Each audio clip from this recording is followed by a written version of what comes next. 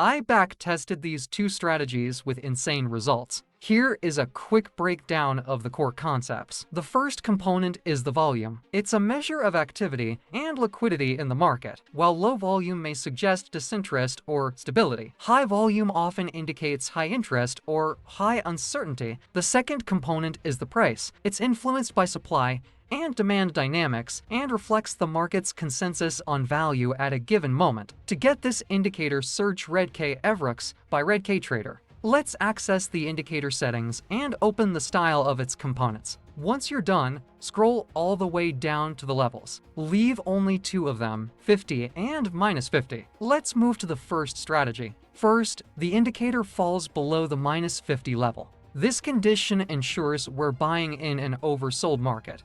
Second, the smooth band crosses the signal band to the upside. Once we have a cross, it's time to inspect the volume and price bars. First, let's look at volume. The bar must be green or bullish at the time of the cross. It also needs to be strong enough. A strong enough volume is considered when the bar exceeds the 50 level. The last step is to inspect the price bar. The price bar is located below the volume bar. A buy signal is valid only if the current bullish bar is taller than the last bearish bar. Conversely, a sell signal would be valid if A, the indicator rises above the 50 level, B, the smooth band crosses the signal band to the downside, C, bearish volume exceeds the 50 level, and lastly, the current bearish bar is taller than the last bullish bar. Here are the first strategies back-testing results, tested on a Bitcoin 15-minute chart. To add an extra confirmation to these signals, search Nick Trailing Reverse by Everjet. Open the settings and change this value to 1. Then go to the style and hide these buy and sell labels. You can easily detect market trends using this tool. In the first example,